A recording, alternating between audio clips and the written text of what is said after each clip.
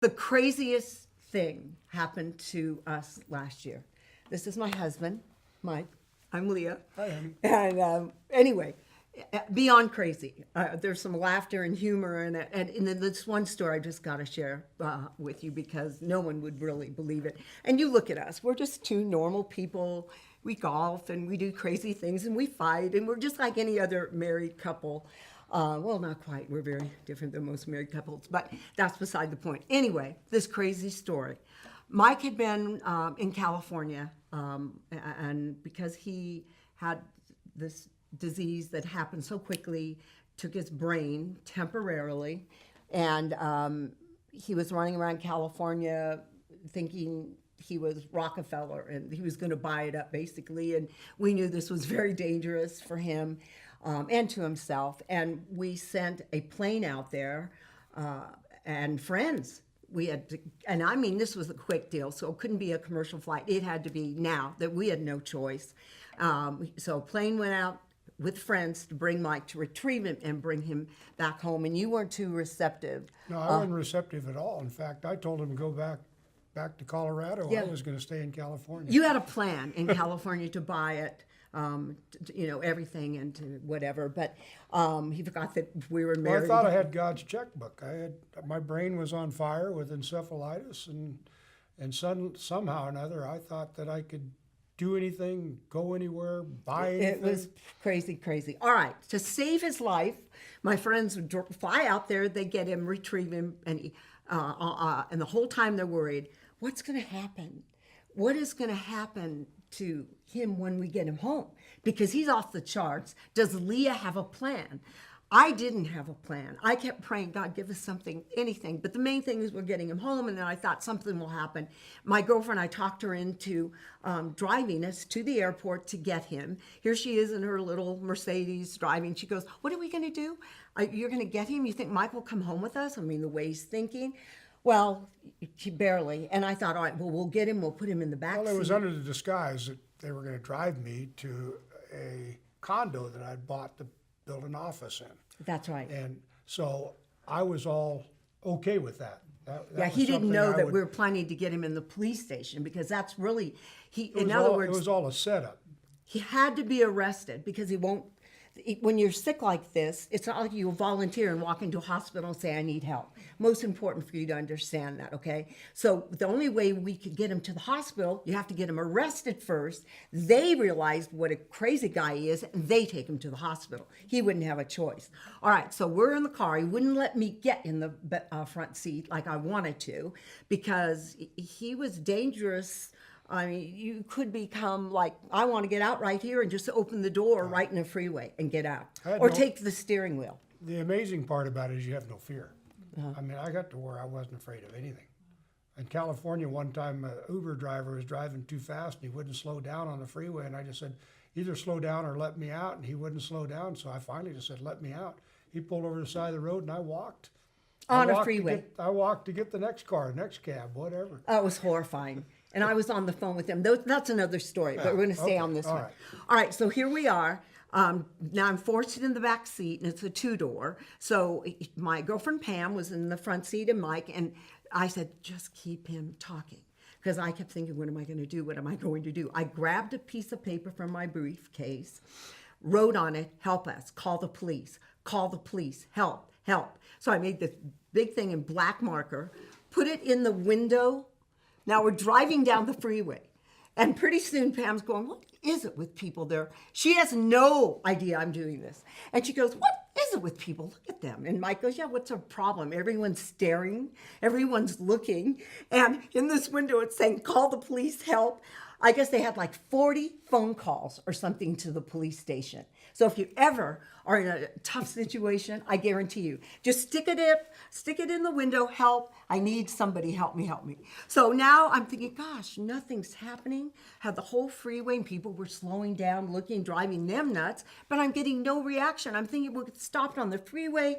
Mike would get collected, you know, we get him to the hospital. But no, we get into town. I'm going, oh, brother, this isn't working. And Mike goes, stop at the country club, he goes. I go, no, don't stop at the country club. We have a million friends there. And I'm thinking, if we get pulled over there, it'll be humiliating. Do not go to the country club. Mike goes, I want to go to the country club. You were adamant about it. And then Well, it was right there close to the office, and I just wanted to see who was out playing right there. golf went around. All right, in that moment, we were like surrounded by cop cars at your country club. It looked like a drug bust, I promise you. And they were all over the place. They were swarming, yelling things with their microphones and whatever. Mike makes a run for it out of the car, and they tackle him in the grass, put handcuffs on him. Now, this is at our country club. And in the meantime, what is so funny, it is funny, he goes, now his door is open. So he's yelling to us in the car, Leah, to me, I'm in the back seat, run, Leah, run. I'm going, oh, be quiet. And pretty soon they're yelling with a microphone, and they're going, in this microphone, they're going, you in the front seat. And this is my poor Pam, my poor innocent friend in the front seat. And she's going, she turns to me and she goes, I'm in the back seat, and she goes, are they talking to me? I go, I don't know.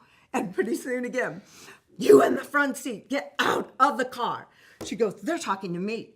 They are actually talking to me. And I go, well, get out. She goes, I don't want to get out. I go, get out. You'll be fine. They know it's him. They're not after us. So pretty soon, Pam gets out of the car, and she gets out, and he goes, and put your hands up. And she goes, oh, you've got to be kidding me. So she was embarrassed. Everyone is around the car. You've got to realize all the golfers, if you can get this visual, all the golfers in their golf cars, their clothes, their carts, and their clothes looking at us. And, you know, what are they doing with the Faulkners? They've arrested him. So Pam gets out of the car, and the guy yells, I said, get your hands up. And here she is like this, and pretty soon her hands go like way in the air, craziness. And she goes, oh, this is humiliating. And the cop goes, walk to me slowly. And she goes, is there any other way? Anyway, so she walks up to him, and he grabs her arms, puts them behind her back, and puts her in handcuffs and throws her in a cop car. But before she goes in, she yells at me, Leah, what have you done? What have you done? And I'm going, I didn't do anything. I just had a note back there to get help. So pretty soon the guy goes, and you in the back seat, get out of the car. I go, oh, this is so ridiculous. So I get out of the car. People are lined up everywhere. Mike is yelling, run, run. So they probably think I have some poor child pushed down in the back seat somewhere. They go, is there anyone else in the car? I go, no. He comes up to me, puts me in handcuffs, and throws me into another cop car. And then I said to him, ow, I had on this bracelet, and I go, you're doing very well. You're very animated, and you're very strong. He goes, you better be quiet, lady, to me. I go, you've got this all wrong. He goes, I told you to be quiet. And does that thing, and I go, well, okay. And I go, but you still hurt me. So anyway, he sets me in the back seat of cop car, and I must tell you, they're not comfortable. I didn't know this. Cop cars' back seats are like hard plastic or something. I go, oh my gosh, there's no seat back here, and it's hot. And I mean, everyone is staring. And I tried to talk to him through the window. They gave me this much air. I go, can you open the window? I told you to be quiet. So pretty soon now I'm in the car. Well, I'm giggling because I'm thinking this is insane.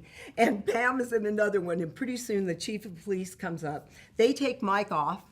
Poor Mike, he's on the ground still yelling for us to run for our lives. And what did you think when they grabbed you and put you in another car? Well, Leah, the whole thing was is I was supposed to get to my office undetected.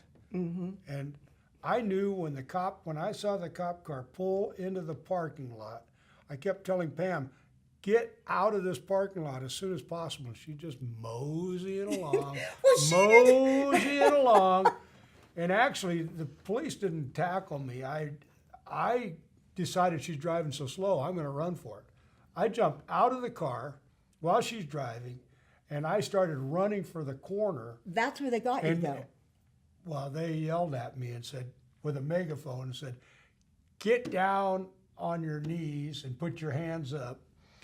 And I immediately there was some grass there. I immediately went down and he was right behind you and had you by a lot. they got me right away, but they wanted to make sure I wasn't armed. So you got to get your arms up and make sure. It's that they know. humiliating, beyond humiliating. In fact, cars drove by, and this one guy told us later, he got in his cell phone and he goes, I'm not kidding you, but I just think I saw Lea Faulkner getting handcuffed and thrown in the back of a car, and I think Mike Faulkner's out on the lawn. What's going on over there? And he goes, well, you saw it right, because they're all, and some other strange girl is also in another car, and she's handcuffed too. So that was our experience. Mike is now on the lawn yelling his thing, and then finally the chief of police comes up and goes, what is going on here? They thought it was a big drug bust. We must have had 11 cars out there. People were taking videos, and the chief goes, get her out of the car, get this girl out of the car. And then finally they took Mike to the police station first, and then off to the hospital, where he actually was one of our final stays, and it really brought some closure. And we'll talk about that another time.